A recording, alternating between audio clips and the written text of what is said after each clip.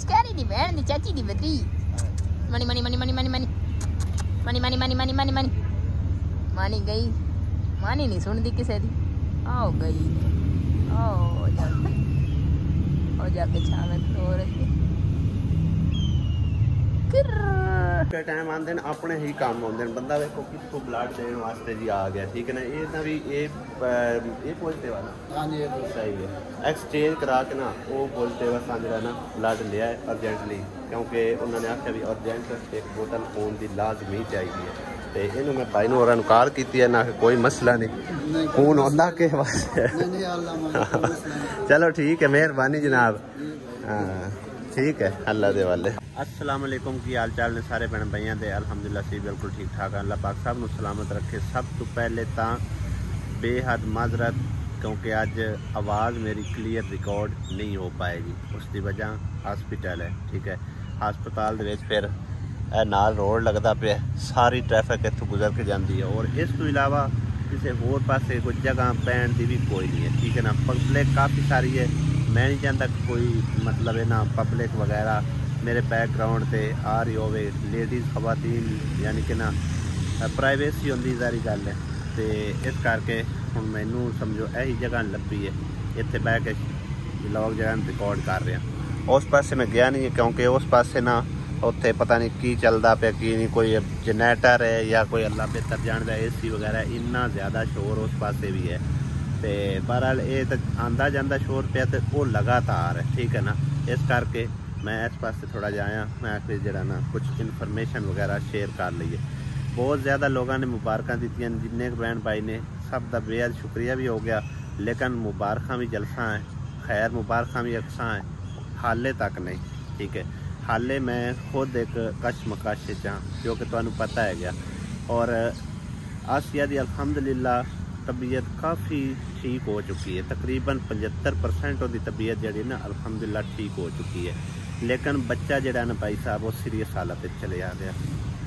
उन्होंने दिमाग का भी मसला दसिया तो पेट पानी वगैरह बह गया वो भी मसला हैगा तो समझो एक ही जगह तो इस तरह इतों ना थले ना उत्ते कोई बिल्कुल अख पलक चमकता ही नहीं पाया ठीक है ना सांस लै रहा अल्हम्दुलिल्लाह ठीक है लेकिन पलक नहीं चमकता पाया डॉक्टर ने दसिया इनू कोई मतलब ना शुरू तो ही दिमागी मसला बन गया तो बाकी है तो सीरीयस लेकिन कोशिश करते हैं अल्लाह पाक के घर बेहतरी की उम्मीद है अल्लाह पाक सेहत सलामती दे तंदरुस्ती दे तो नर्सरी वार्ड के उत्थे समझो कि ना दाखिल करवाया होया तो तकरीबन नर्सरी वार्ड और लेबर रूम वार्ड काफ़ी समझो कि ना पेंडेज पाँदी एक तो नर्सरी वार्ड तकरीबन तीसरी मंजिल के उत्ते है उत्थे समझो चढ़ के जाना थले लाना पौड़ियाँ चढ़ के ना यकीन करो ना हूँ बस होई पी है बस हो गई बिल्कुल ही लत्तां जवाब दे चुकी ने ते कल ब्लड समझो के कटवाया उस टाइम थोड़ा जहा ना सिर में चक्कर जावन लग गए फिर उन्होंने आख्या भी कोई जूस वगैरह पी तो जूस नाल कोई बेहतर होया तो बहरहाल इतों टुर के जाना उधरों टुर के आना दो पासे समझो कि ना ड्यूटी लगी खड़ी है दो पासे पाजर पई खड़ी है इस टाइम समझो कि इंतहाई मैं मुश्किल अल्लाह पाक मेरी मुश्किल आसान फरमावे तो बाकी मैं पिछले व्लॉग जरा दसिया सी कि मैं ऑपरेशन की तरफ क्यों नहीं गया प्राइवेट हस्पताल की तरफ क्यों नहीं गया ठीक है ये मेरा व्लॉग समझो कि एक जगह पर बह के बनावन का हैगा तो बहरहाल इन्फॉर्मेशन ही व्लॉग है उम्मीद करने तुम पूरा वेखोगे इनू ठीक है ना सब तो पहले तो अपडेट तुहानू दिंदा चला कि तकरीबन थोड़ी देर पहले भाई सईद आया उन्होंने मैं कॉल की सी रात नूं उन्हें कॉल ना चाहिए क्योंकि उनकी वजह यह है कि वो इतने फैसलाबाद दे विच ही है फार्म तो उत्थे समझो कि सुपरवाइजर लग्या होया तो उन्हें मैनू मतलब मैं उन्होंने कॉल की अपने जहन तक सोच के मैं भी हो सकता है मेरे काम आ जाए इस टाइम तो जो मैं कॉल की दो कॉलां की उस टाइम कोई ना उन्हें कॉल उठाई शायद सौ गया सुबह होंदे उन्हें कॉल की कि भाई की मसला तुहाडियां कॉलां आईयां होईयां उन्होंने पता ही कोई नहीं आ भी असी समझो कि इत्थे आए हुए हैं ठीक है ना मैं उन्हें सारी सूरत हाल दसी तो बहरहाल उन्हें आख्या कोई मसला ही नहीं कोई इशू नहीं एक बोतल तो की तुसीं कभी 50 बोतल भी आखो ना खून दियाँ तो वह भी लिया के दे छड़ने ठीक है ना तो बहरहाल वो आया उन्हें मेहरबानी उन्हें खून मतलब होंदा भी ए पॉजिटिव आई वो एक्सचेंज करा के ना उतों लिबार्टरी चो ਤੇ ਖੂਨ ਦੀ ਬੋਤਲ ਲੈ ਕੇ ਦਿੱਤੀ ਆ ਤੇ ਆਸੀਆ ਦੀ ਤਬੀਅਤ ਅਲਹਮਦੁਲਿਲਾ ਕਾਫੀ ਹੱਦ ਤੱਕ ਬਿਹਤਰ ਹੈਗੀ। ਤੇ ਉਸ ਤੋਂ ਬਾਅਦ उधर गया नर्सरी च, उन्होंने कोई सीरप रैकमेंड किया, वो सीरप ले आंदा है, वो भी इतों कोई ना मिला। भाई सईद नूं कॉल की, वो नहीं लैके आंदा, ठीक है ना। तो दूसरा भाई सईद ने तकरीबन साडा दोपहर का खाना भी लैके आंदा, भाई साहब बिरयानी पकवा के, और बर्तन वगैरह भी उन्हें आखे तुसीं इत्थे ही रख लो, क्योंकि असीं नवें ले आ तो तुहाडे वास्ते ले आंदे आ, ते तुसीं लिहाजा इत्थे रख लो, तुहानूं काम आसणगे। मतलब है कि किसी टाइम कोई इत्थे नाश्ता नुश्ता तकसीम होंदा है ना, तो बर्तन नहीं होंदे, जिंदे कोल बर्तन वगैरह नहीं होंदे वो रह जाता है। तो समझो बाहरों जाके फिर नाश्ता वगैरह करना पौंदा है। बाहर का नाश्ता इन्ना महंगा ना, नान च नहीं खा लो ना, वो भी तकरीबन जड़ा ना 1000-1200 नाल चाय वगैरह पीते हुए गया ही कि रहेंगे। तो इस करके मैं आके भी बर्तन तुसीं रख लो, तुहाडे काम आउणगे। तो बाकी हुण मैं दसदा चलां कि मैं प्राइवेट हस्पताल की तरफ क्यों नहीं गया। असल च ना एक तो मैं दो इंदिया वजूहात हाँ, एक तो मैं दिली तौर पर मुतमईन हो गया सू, बिल्कुल पक्का मुतमईन हो गया सू। मैं आख्या भाई क्योंकि जारी गल है फ्री है गया, फ्री है किसी को की लालच होना है, की मसला ना कोई गल ना बात, जो कोई अगर कोई मसला मसाइल होया तो उन्होंने वास भी रोग ना होया तो टाइम नाल दस छड़ से। लेकिन मैनू की पता भाई इतना उन्होंने बेचारी नकोना है, इतना जलील करना है, इतना मैनू इत्थे इस मंजिल तक पहुँचाना है कि मैं सोचा तक ना, ठीक है ना। तो दूसरी गल एक मिसाल है, तुसी जाते हो शहर बाजार दे जाते हो, एक चीज़ लैन वास्ते जाते हो, वो चीज़ है कि तकरीबन मुख्तलिफ है।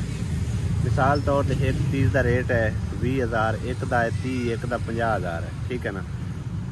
तो जिन्ना गुड़ पाना उन्ना मिठा, यानी कि जिन्ना मतलब है कि ना अच्छी चीज़ तुसी लैसो उन्ने उनके अच्छे पैसे भी होंगे ने।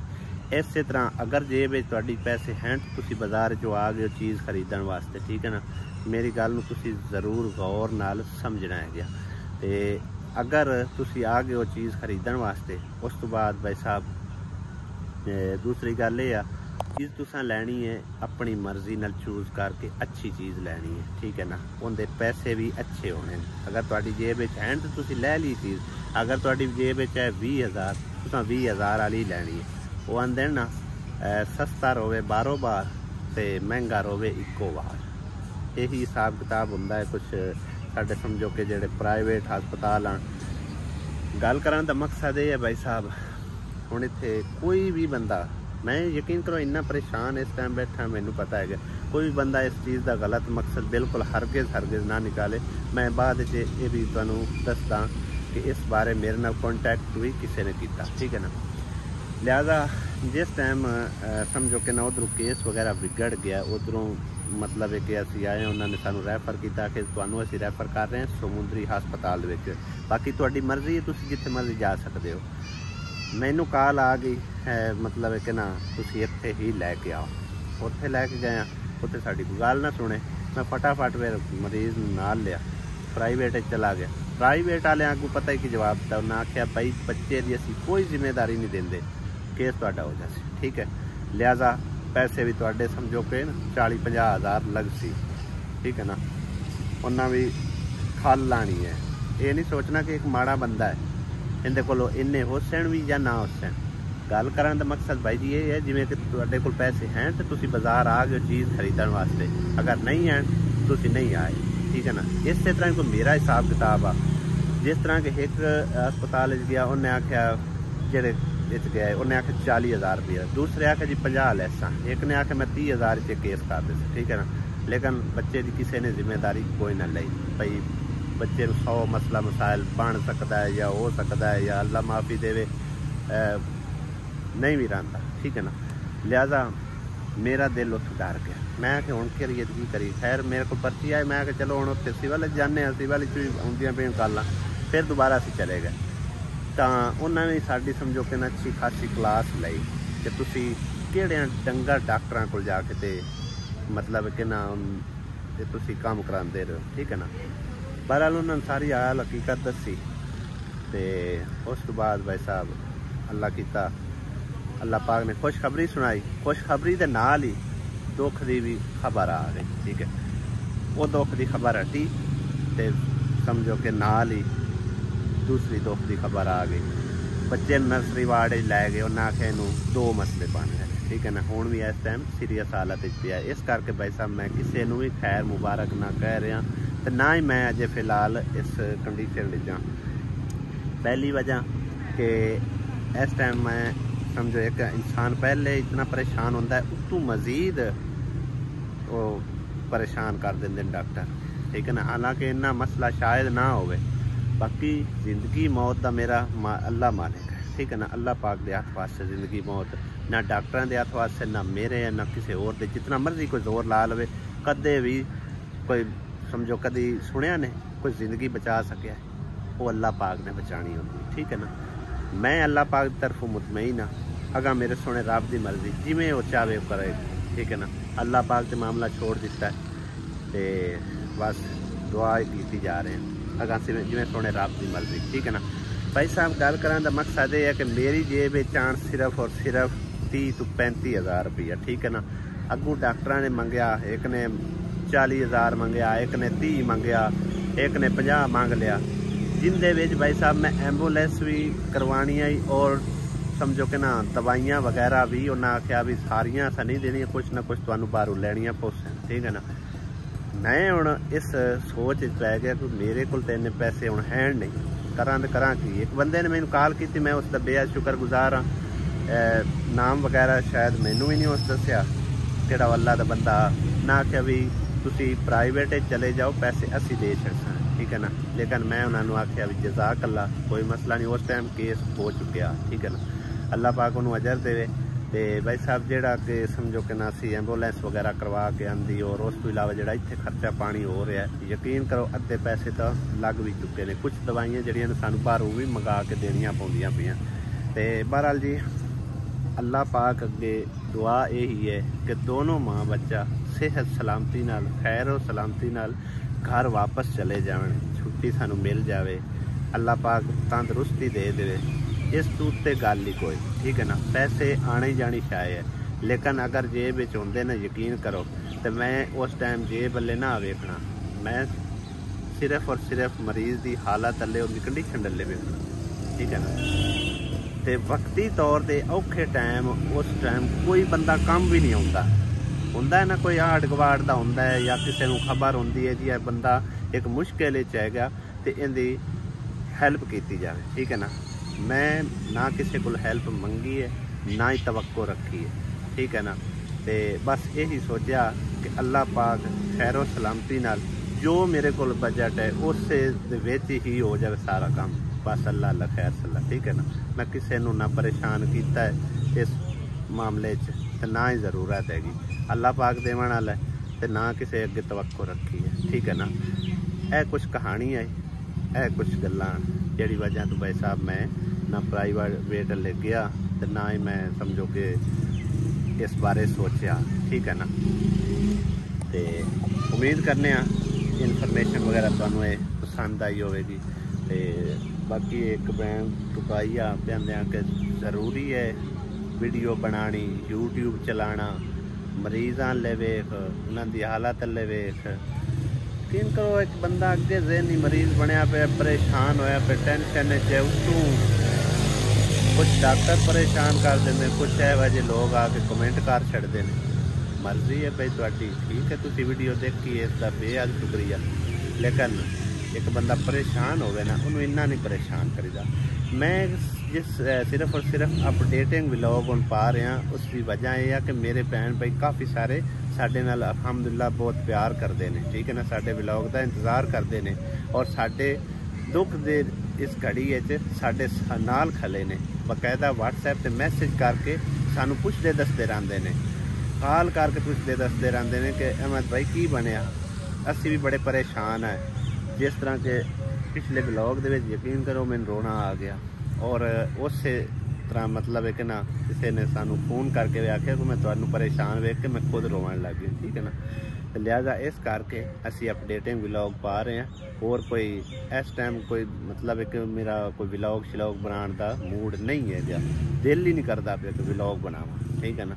लेकिन सिर्फ जड़े बहन भाई जुड़े हुए हैं मैं अपडेट देने वास्ते, किसी को अगर अच्छा नहीं लगता तो स्किप कर सकता, कोई रोला नहीं। जिस टाइम अल्लाह पाक ने बेहतरी की फिर अच्छे अच्छे व्लॉग बनावांगे उदों वेखी रखा जे अच्छा लगता ने तो हुण साडी सपोर्ट वास्ते साडा व्लॉग वेख छड्डिया करो। मेहरबानी तुहाडी, ना लगे तो बई असी कुछ नहीं आख सकते। तुहाडा मोबाइल है, तुहाडा डाटा है, तुहाडा पैकेज है, तुसी वेखो ना वेखो। तो इस टाइम मैं मतलब है कि ना कोई व्लॉग विखावन के चक्कर कोई नहीं है, ठीक है ना। बाकी अगले व्लॉग होंदी मुलाकात इंशाअल्लाह ताला। तकरीबन 6 बजे हुण मैं जाके सिरप भी बच्चे नूं पिलाना है। 5:06 हो चुके हैं तो बैटरियां वगैरह भी फोनां दी चार्ज करनियां किते झट सारा। तो इंशाअल्लाह अगले व्लॉग हुण मिलांगे। इजाज़त चाहते हैं, दुआवां ज़रूर याद रखना बच्चे मेरे वास्ते और आसिया वास्ते खास दुआ करना। और इस हस्पताल के अंदर ये दुनिया जितने भी इन्हें मरीज अल्लाह पाक उन्होंने सब नूं सेहत सलामती वाली जिंदगी देवे ते इन्हों माँ बच्चों नूं सेहत तंदुरुस्ती देवे ते जल्दी अपने घर जाइए।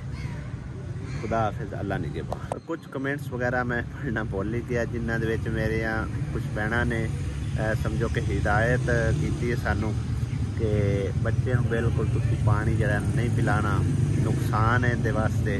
लिहाजा डॉक्टर को पुछ के ते वो जो रेकमेंड करते ना वो तुसीं पिलाओ। हाले तो फिलहाल की घड़ी उन्होंने ट्रीटमेंट चलता पिया, उन्होंने दवाइयां लगदियां पिया ने। है हाल है यार, इन्ना शोर कन्ना दे विच ककार पै खड़े ने, जाए यकीन करो। तो बहरहाल जी अजे तक तो दवाइयां शवाइयां लगदियां पिया ने। उन्हें आख्या भी हाले तुसीं इहनूं मतलब कोई फीडिंग वगैरह नहीं कर सकते। जिस टाइम कोई नॉर्मल कंडीशन में आया उस टाइम फिर इंशाअल्लाह ताला तुहानूं रेकमेंड करांगे कोई इन दूध पिलाना है या मतलब एक कोई चीज़ होर पिलानी है, ठीक है ना। दूध की रेकमेंड करांगे ज़्यादातर तो, क्योंकि मेरी बहना भी यही कमेंट करके कह रही हैं कि दूध ही पिलाया जाता है 5-6 महीने, ठीक है ना। उस तो बाद पानी शानी के उत्ते लाई जाएगा। तो बहरहाल जड़ा पिला बैठे हैं वो भी बेवकूफ़ी है, पता ही नहीं आया इतना, ठीक है ना। बस दुआ करो अल्लाह पाक सेहत तंदुरुस्ती दे आप ही।